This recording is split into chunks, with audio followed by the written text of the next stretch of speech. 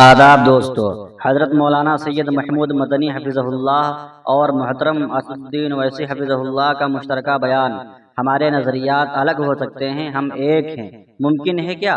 حضرت مولانا محمود مدنی صاحب حفظہ اللہ کے تازہ انٹرویو کے اسد الدین اویسی NRC تعداد ازواج والی گفتگو کا بطور خاص ذکر کیا جا رہا ہے۔ سب سے زیادہ ہنگامہ اویسی والے قصے پر برپا ہے۔ یہ طوفان تھما نہیں، لوگوں نے پرانے بیانات کو بھی کھنگال کر زیر بحث لانا شروع کر دیا۔ اسد الدین اویسی کے متعلق سابقہ بیانات کو بھی موضوع بحث بنایا جانے لگا۔ جن باتوں پر مولانا سید محمود مدنی صاحب رجوع و معذرت کر چکے ہیں ان پر بھی شور و غوغا ہے۔ جمعیت کی تقسیم کا قصوروار بھی مولانا کو بتلایا گیا۔ انٹرویو کے دوران جو گفتگو اویسی صاحب سے متعلق ہوئی، کچھ لوگ بطور خاص اس کی موافقت میں بول رہے ہیں تو کچھ لوگ مخالفت میں سر کھپا رہے ہیں۔ دونوں بڑی شخصیات ہیں، اپنے اپنے میدان میں دونوں کے بڑے کارنامے ہیں، دونوں کی اپنی اپنی ذاتی و قومی سلطنت و امپائر ہیں، دونوں کا تعلق بڑے گھرانوں سے ہے، دونوں کے لاکھوں دیوانے ہیں۔ ملک میں بظاہر دونوں حضرات محفوظ و مامون ہیں۔ قوم ملت نے دونوں کو شاہانہ طرز زندگی دیا ہے۔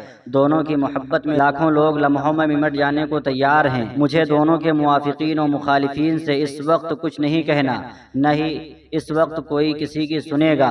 یہ دیوانے صرف اپنے قائد و رہنما کی سنیں گے۔ سننا ہی ہوتا تو حضرت مفتی ابو القاسم صاحب دامت برکاتہم محتم دارالعلوم دیوبند کے بیانات کے بعد سوشل میڈیا پر سرگرم رہنے والے احباب اقدام و دفاع کا دروازہ بند کر دیتے۔ میں تو محترم اسد الدین اویسی صاحب سے درخواست کرنا چاہتا ہوں کہ اپنے محبین کو مثبت و مناسب پیغام دے دیں، اور مولانا سید محمود مدنی صاحب حفظہ اللہ سے بھی درخواست ہے کہ وہ خود منظر عام پر تشریف لائیں، انٹرویو کی وضاحت فرما دیں اور اپنے متبعین کو نصیحت فرمائیں۔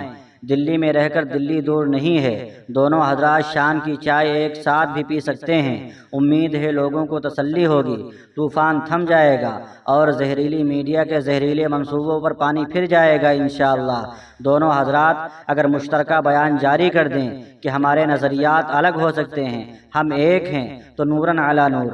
اگر بیان نہ جاری ہو تو بھی کوئی بات نہیں، مشترکہ چائے کی چسکیوں کی تصویر ہی مل جائے تو مسلمانوں کو بانٹنے والوں کے سر پر اولے پڑ سکتے ہیں۔ بعد میں سنجیدہ مذاکرات و مباحثات کی گنجائش رہے گی۔